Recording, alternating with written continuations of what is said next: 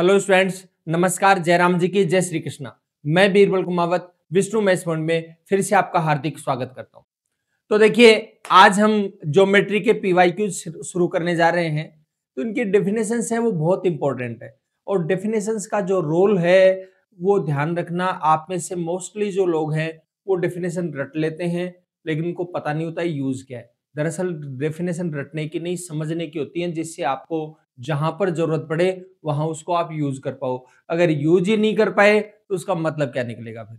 ठीक है, तो इसलिए आपको इनका यूज भी करना है। चलो देखते हैं, देखें कुछ सुंदर सुंदर जो क्वेश्चंस हैं जो एग्जाम्स में पूछे गए हैं, तो उन पर हम चर्चा करते हैं। ठीक है, देखिए ध्यान से सुनिए एक बार। आज का जो पहला जो सवाल है वो है आपके सामने। एक तिर्यक छेदी रेखा दो समांतर रेखाओं को प्रतिच्छेद करती है। देखो, एक तिर्यक छेदी रेखा है, ट्रांसवर्सल जो लाइन है वो दो पैरेलल लाइंस है, उनको इंटरसेक्ट करती है, काटती है। तो देखिए, जैसे ये समझिए, ये दो पैरेलल लाइंस है, ठीक है, समांतर है, और इनको ये ट्रांसवर्सल लाइन जो है वो इंटरसेक्ट करती है।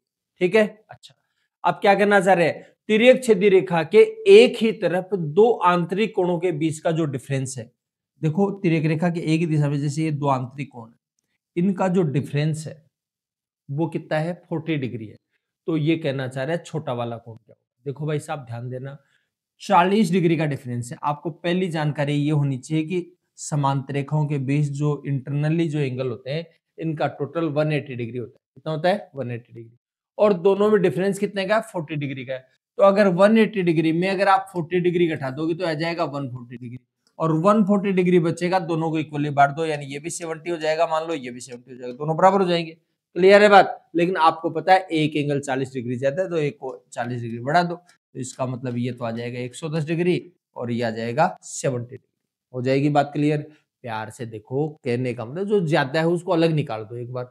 अगर ज्यादा है उसको अलग निकाल दिया, दोनों बराबर हो जाएंगे। तो दोनों का जो टोटल है वो 180 डिग्री होता है। दोनों का जो टोटल है वो 180, 180 में जो एक्स्ट्रा था 40 उसको निकाल दिया तो 140 बचेगा, 140 में 70 70 हो जाएंगे। ठीक है, और रियल में था वो 40 डिग्री ज्यादा, इसलिए 40 डिग्री बढ़ा दिया, तो बड़ा वाला 110 डिग्री का और छोटा वाला 70 का। सिंपल सी बात है, ये लॉजिक कैलकुलेशन हो गई आपकी। हो गई बात क्लियर? कोई कंफ्यूजन है किसी प्रकार का? अच्छा, चलो आगे बढ़ते हैं अगले सवाल की तरफ। देखो, सुंदर सा सवाल ले रखा है, सुंदर सा आपको रिप्लाई करना। निम्नलिखित स्टेटमेंट जो दे रखे हैं उनमें से कौन सा सही नहीं है? गलत कौन सा है ये बताना आपको।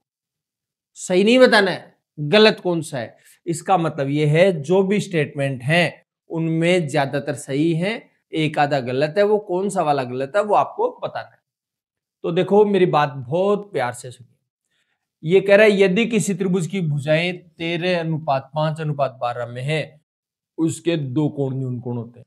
पहली बात तो देखो, ध्यान से देखना, 5, 12 और 13, 5, 12, 13 से पाइथागोरियन ट्रिपलेट बनता है, समकोण त्रिभुज बनता है। अगर ये 5 है, ये 12 है, तो ये 13 है, तो समकोण त्रिभुज बन जाएगा।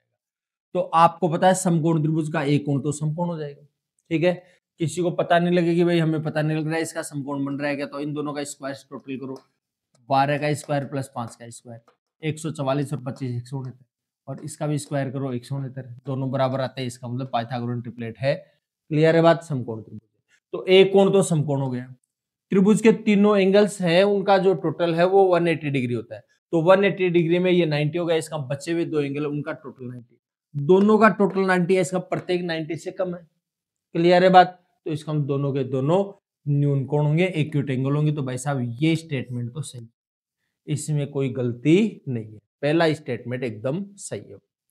चलो दूसरे स्टेटमेंट की बात करें। किसी त्रिभुज की दो भुजाओं के मध्य बिंदुओं को जोड़ने वाला से बने जो त्रिभुज है वो बड़े वाले त्रिभुज का एक चौथाई। ये भी एकदम सही बात है, इसमें कोई डाउट नहीं है। देखो, कोई भी ट्राइंगल ले लीजिए, कोई विशेष ट्राइंगल की बात नहीं है कि इक्विलेटरल है या आइसोसेल्स है, स्केलन है, यानी समबाहु है, समद्विबाहु है या विषमबाहु, कोई सा भी हो सकता है। किसी भी त्रिभुज की भुजाओं के मध्य बिंदुओं को ले लो, ये भुजा है, इसका मध्य बिंदु ले लो, इस भुजा का मध्य बिंदु ले लो, इसका ले लो, और इनको मिलाने से जो त्रिभुज बनता है, ये कह रहा है ये बड़े वाले त्रिभुज का 1/4 होता है, चौथाई होता है। तो इसमें कोई डाउट नहीं है, ये बिल्कुल सही बात है। आप कहोगे जी कैसे सही है, क्यों सही है, इसको कारण मैं थोड़ा सा समझा देता हूँ आपको, ध्यान से समझ लीजिए। देखो भाई साहब, ध्यान देना, जैसे मिड पॉइंट्स को मिलाया जा रहा है, आपको पता है किसी त्रिभुज की दो भुजाओं के मध्य बिंदुओं को मिलाया जाने वाली रेखा तीसरी भुजा के समांतर उसकी आधी होती है। ठीक है, अच्छा दूसरे शब्दों में इस बात को ये ले कि देखो अगर मिड पॉइंट है, सारे सारे मिड पॉइंट है, इसका मतलब ये दोनों एक्स एक्स, ये दोनों वाई वाई है और ये दोनों जेड जेड है। मिड पॉइंट ले लिया हमने। अच्छा, और हमने पढ़ा है दो भुजाओं के मध्य बिंदुओं को मिलाने वाली रेखा तीसरी भुजा के समांतर और उसकी आधी होती है, तो इसके समांतर भी और इसकी आधी भी होगी। इसका ये 2y है तो भाई साहब ये 1y हो जाएगा। ठीक है, अच्छा, और ये 2z है तो ये 1z हो जाएगा। ठीक है, और ये 2x है तो ये 1x हो जाएगा। आप चार त्रिभुज देख पा रहे हो इसको, एक्स वाई जेड तीनों भुजाएं, एक्स वाई जेड, इसके भी एक्स वाई जेड, इसके चार त्रिभुज है, सबकी सभी भुजाएं बराबर है, सारी सारी एक्स वाई जेड है तीनों भुजाएं, इसका मतलब सबका क्षेत्रफल बराबर है। इसका मतलब इसका एरिया अगर 1 है तो इसका भी 1 होगा, इसका भी 1 होगा, इसका भी 1। इसका मतलब पूरे बड़े वाले त्रिभुज का क्षेत्रफल हो जाएगा 4। बड़े वाले त्रिभुज का क्षेत्रफल 4 और छोटे वाले का, इसकी बात चल रही थी ना जिससे बात कर रहा था, वो 1 है। तो बताओ इस पूरे का चौथा ही हुआ कि नहीं हुआ? ये पूरा 4 है, ये 1 है, इसका 1/4 हो जाएगा। तो भाई साहब इस स्टेटमेंट में भी किसी प्रकार की कोई गलती नहीं, इस स्टेटमेंट में भी किसी प्रकार की कोई गलती नहीं है। समझ गए बात को? अच्छा, अब बात को ध्यान से सुनना, प्यार से सुनना। ये कह रहा है सबसे बड़ी भुजा अगर एल हो, सबसे बड़ी भुजा कितनी है? एल है, तो त्रिभुज का क्षेत्रफल हमेशा एल स्क्वायर बटे 2 से कम होता है। त्रिभुज का क्षेत्रफल एल स्क्वायर से हमेशा कम होगा, तो डेफिनेटली कम होगा, इसमें कोई डाउट नहीं, ये बात भी एकदम से सही है। आपके दिमाग में प्रश्न आ सकता है जी किस खुशी में सही है ये, क्यों सही है, क्या कारण है इसका? तो देखो मेरी बात बहुत ध्यान से सुनिएगा। सबसे बड़ा भुजा मान लीजिए, ये भुजा सबसे बड़ी है, तो सबसे बड़ी भुजा एल है मान लो। ठीक है, अच्छा, त्रिभुज का जो क्षेत्रफल होता है वो 1/2 इंटू बेस इंटू हाइट। ठीक है, 1/2 बेस हो जाएगा एल और हाइट ये है, मान लो एच है। अब कंपेयर किससे करना चाह रहे हैं? 1/2 एल स्क्वायर को L by L into L लिख सकते हो आप। समझ में आ रही है बात? कोई कंफ्यूजन है किसी प्रकार का? तो मेरी बात बड़े प्यार से सुनिएगा, ध्यान से सुनिएगा, किसी प्रकार की कोई कंफ्यूजन नहीं होना चाहिए। आप ये देखो कि अब अगर कंपेयर कर रहे हो तो देखो सबसे बड़ी भुजा को अगर आप आधार मानते हो तो उसमें जो ऊंचाई होगी सबसे छोटी होगी। ध्यान, आधार सबसे बड़ा है तो ऊंचाई सबसे छोटी होगी उसकी। अगर आधार सबसे छोटा तो उसकी ऊंचाई सबसे बड़ी होगी। समझ में आ रही है बात? क्लियर है बात? अच्छा, तो मेरी बात बड़े प्यार से सुनो। देखो आप कंपेयर कर रहे हो कौन सा बड़ा है कौन सा, तो ये 1/2 इसमें था, ये 1/2 इसमें, ये एल इसमें भी है, ये एल इसमें भी, ये तो कंपेयर हो गया। क्लियर है बात? लेकिन ध्यान से सुनिए, ये तो क्षेत्रफल है ना जिसकी बात कर रहे हैं, और ये आपको दे रखा है, तो भाई साहब ऊंचाई है वो कम होगी। आधार सबसे बड़ा है तो ऊंचाई सबसे छोटी होगी। ध्यान रखना, आधार सबसे बड़ा है तो ऊंचाई सबसे छोटी होगी, इसका मतलब ये छोटी हो गई जबकि ये बड़ा है। क्लियर है बात? तो आप ये बताओ, ये दोनों सेम थे, ये दोनों सेम है, लेकिन ये बड़ा है और ये छोटा है, इसका मतलब ये हमेशा इससे छोटा होगा। सिंपल सा आपको तरीका बता दिया है, आप प्यार से समझ लो। इसका मतलब ये भी एकदम सही है, तीनों में कोई गलती नहीं है। इसका मतलब गलती है तो इसमें है, और अगर इसमें कोई गलती नहीं है तो बाकी किसी में भी गलती है नहीं। समझ गए बात को? अच्छा, आप कहोगे अब इसमें क्या है, इसको भी चेक कर लो। ये कह रहा है 2a और 3a भुजाओं वाले एक समद्विबाहु त्रिभुज का जो एरिया है 3√3a² है। तो बताओ क्या ये बात सही है या गलत है? चलो इसको भी चेक कर लेते हैं। देखिए ध्यान से सुनो एक बार। आप ये देखिए, 2 साइड है, मान लीजिए ये 2a है, ये भी 2a है, ये 3 है। अब इसके जो एरिया की आप बात करते हो, देखो ध्यान से सुनो, एरिया है 1/2 बेस इंटू हाइट, तो बेस तो कितना हो जाएगा 3। रही बात हाइट की, तो हाइट तो मेरे भाई ये है, ये कैसे फाइंड आउट करें? ये फाइंड आउट के लिए 3 है क्या, तो 3 का आधा हो जाएगा 3a/2। समझ में आ गई बात? अच्छा, h बराबर क्या हो जाएगा, इसके स्क्वायर में से इसका स्क्वायर जाएगा तो 2a² माइनस 3a/2 का स्क्वायर। देखो ध्यान से सुनिए, प्यार से सुनो, ये आ जाएगा 4a²। कितना हो जाएगा? 4a²।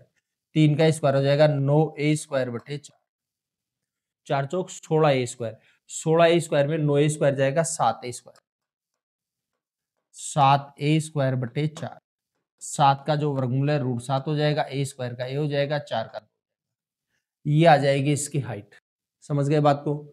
तो ये आ जाएगा √7a/2। ठीक है, पक्का हो गया काम।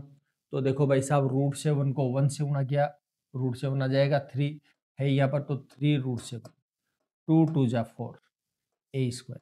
तो इसका जो क्षेत्रफल है वो आ जाएगा 3√7/4 a² आ जाएगा। ठीक है, अच्छा। अब यहां पर आप देख लीजिए क्या दे रखा आपको, उसके हिसाब से कर लेते हैं। इसमें दे रखा था कितना? 3√7 की बजाय 3√3 दे रखा है। समझ गए बात को? इसका मतलब ये गलत। तो भाई साहब, गलत और सही हमने आपको बता दिया है। जैसे आपको बेटर लगता है, सुंदर लगता है, सरल लगता है, वैसे आप कैलकुलेशन कर सकते हैं। समझ में आ गई बात? तो छोटा सा सवाल था, प्यारा सा सवाल था, लेकिन देखो एक ही क्वेश्चन में 4 क्वेश्चन इसने पूछ लिए, तो इसलिए आपको इनकी जानकारी होना जरूरी। चलो आगे बढ़ते हैं और सुनिए। तो देखिए, ट्राइंगल PQR में Q पर इस प्रकार से समकोण है कि PQ = x - y, QR = x, PR = x + y, S QR पर इस प्रकार से स्थित है कि एक बिंदु QS = PQ, x और y किसी भी मान के लिए अनुपात QS और SR का मान क्या होगा, ये बताना। देखो ध्यान से सुनिए, प्यार से सुनिए। ट्राइंगल PQR है, उसमें Q पर समकोण है भाई साहब, समकोण त्रिभुज बनाया गया है। तो देखो बड़े प्यार से देखना, समकोण किस पर है? Q पर, तो ये Q बोला जाएगा। ये Q है, इसका मतलब इसको P बोल देते हैं, इसको R बोल देते हैं ये लोग। ठीक है, ये समकोण त्रिभुज है, राइट एंगल ट्राइंगल हो गया।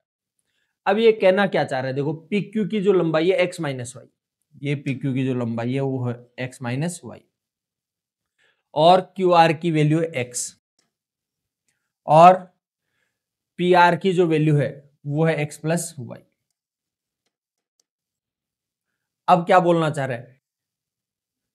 ये कहना चाह रहा है एस क्यू आर पर एक बिंदु एस है, क्यू आर पर कोई बिंदु क्या है? एस।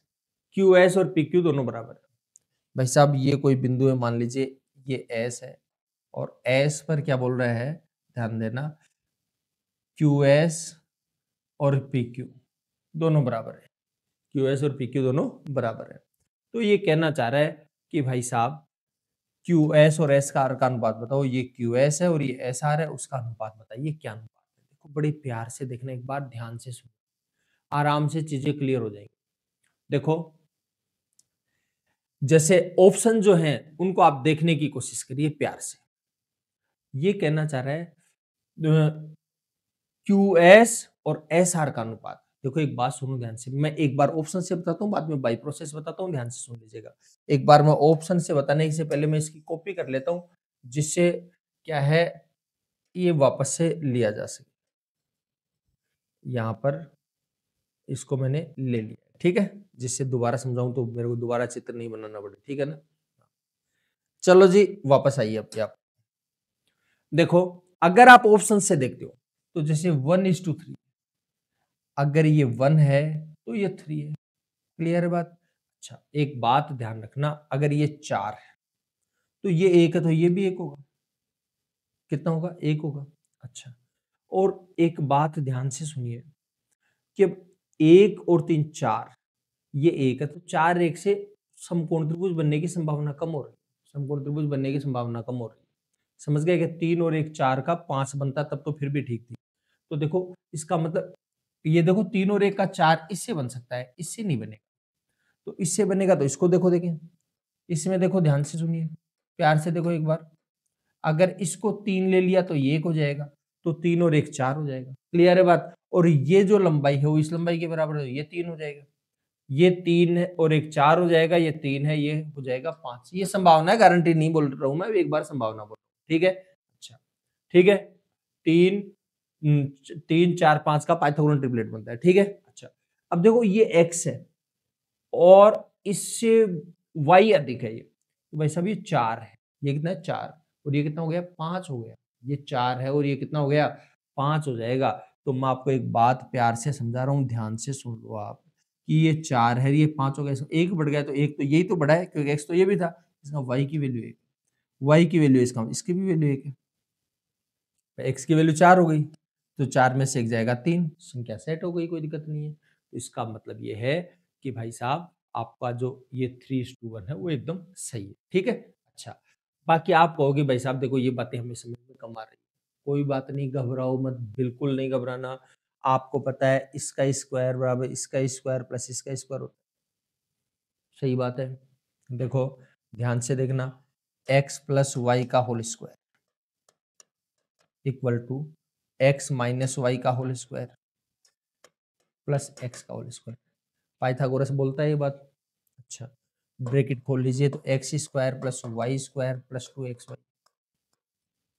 ये आ जाएगा x square plus y square minus 2xy plus x square. बड़े प्यार से देखो, एक्स स्क्वायर के साथ एक्स स्क्वायर खत्म, वाई स्क्वायर के साथ वाई स्क्वायर, 2xy है माइनस का है, इधर आकर प्लस का हो जाएगा, तो 2x और 2xy हो जाएगा 4xy equal to x square हो जाएगा। इसमें एक x निकाल दो, इसको x निकालो, एक x की वैल्यू 4y हो गई, एक x की वैल्यू 4y।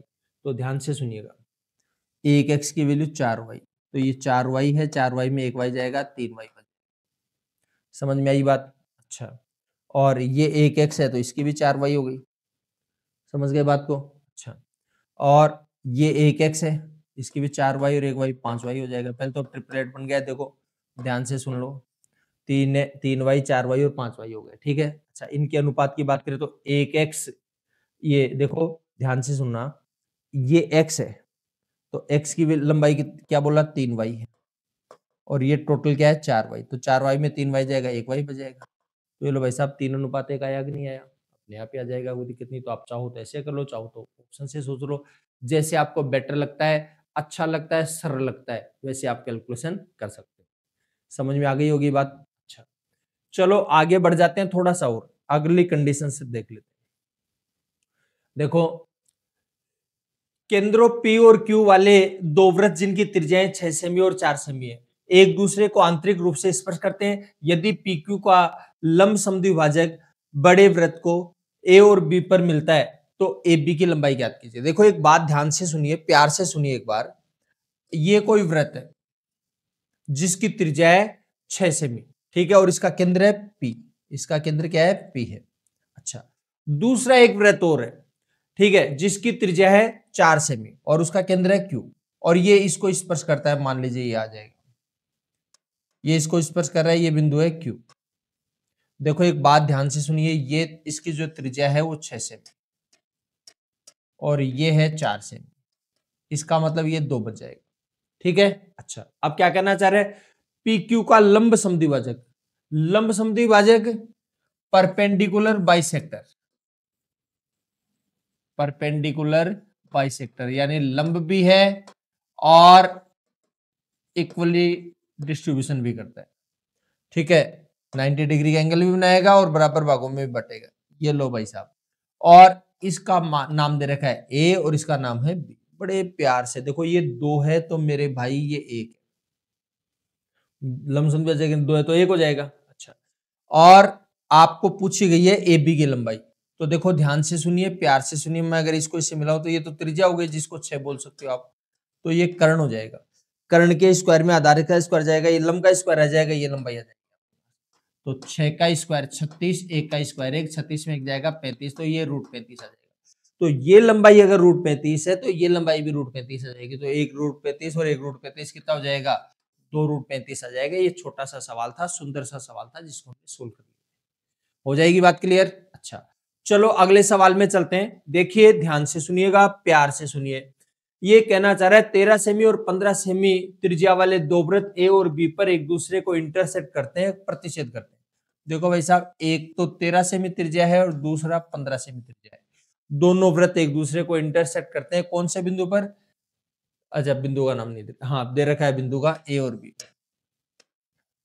ठीक है। अच्छा, अब क्या कहना चाह रहे हैं, यदि उभयनिष्ठ जीवा, कॉमन कोड, ऐसी जीवा जो दोनों वृत्तों की हो, तो भाई साहब ये जीवा दोनों वृत्तों की जीवा हो गई, ठीक है। तो इसकी जो लंबाई है 12 सेमी है, 12 सेंटीमीटर है इसकी जीवा। और क्या कहना चाह रहे हैं, केंद्रों के बीच की जो डिस्टेंस है वो फाइंड आउट करिए। देखिए इसका केंद्र ये है और इसका केंद्र ये है, इसकी डिस्टेंस को फाइंड आउट करना है। तो बड़े प्यार से देखो, ध्यान से सुनो, ये जो त्रिज्या है, ये जो त्रिज्या है, ये छोटे वाले वृत्त की त्रिज्या है, इस दर वाले की, इसकी 13 सेमी त्रिज्या और ये 15 सेमी। और भाई साहब ये 6 है। देखो कर्ण के स्क्वायर में अगर लंब का स्क्वायर जाएगा, आधार का स्क्वायर आ जाएगा। तो देखो ध्यान से सुनिए, ये अगर आप याद करोगे, इसके स्क्वायर में इसका स्क्वायर घटा तो आ जाएगा √13 का स्क्वायर माइनस √6 का स्क्वायर। क्लियर है बात, पक्का हो जाएगा काम। अच्छा देखो, दो संख्याओं का वर्गमूल निकल रहा है, बीच में माइनस का चिन्ह, एक बार जोड़ देंगे एक बार घटा देंगे, 13 और 6 19 आ जाएगा, 13 में 6 जाएगा 7, 19 7 133 आ जाएगा, √133 आ जाएगा। कोई कहे साहब मैं तो 169 में 36 घटाऊंगा तो भी कोई दिक्कत नहीं है, वही √133 आएगा। तो ये जो लंबाई आई है वो आ जाएगी √133, ठीक है। वर्गमूल इसका निकलता नहीं है। अब इसके स्क्वायर में इसका स्क्वायर घटा दो, तो वही 15 का स्क्वायर माइनस 6 का स्क्वायर, ठीक है। अब जैसे करना चाहो जैसे कर लो, या तो ऐसे कर लो, 15 का स्क्वायर और 6 का स्क्वायर, दो संख्या एक का वर्गमूल निकल रहा है, बीच में माइनस का चिन्ह, एक बार जोड़ देंगे एक बार घटा देंगे, तो 15 और 6 21, 15 में से जाएगा 9, 21 नाम 189, √189 आ जाएगा। और या फिर आप ऐसे कर सकते हो, 225 है, ये 36 है, 225 में 36 जाएगा 189, जैसा आपको बेटर लगता है, कंफर्टेबल लगता है। वर्गमूल ना तो इसका नहीं निकलता, नहीं इसका निकलता, दोनों को ऐड कर दो, तो √133 और प्लस √189, ये आ जाएगा आपकी कैलकुलेशन आ जाएगी, √133 प्लस √189। तो ये नॉर्मल सी कैलकुलेशन थी, नॉर्मल सा हमने आंसर कर दिया इसको। क्लियर है बात। तो सवाल निकालते रहिए और वीडियो कैसा लगा बताते रहिए आपको। और किसी भी प्रकार के अगर आप अदर सवाल आप पूछना चाह रहे हैं तो आप सवाल इसमें डाल सकते हैं, ठीक है। चलो धन्यवाद, बाकी चर्चा कल करेंगे, इसी समय वापस मिलेंगे। तब तक आप हंसते रहिए, मुस्कुराते रहिए, मजे लेते रहिए, सवाल निकालते रहिए।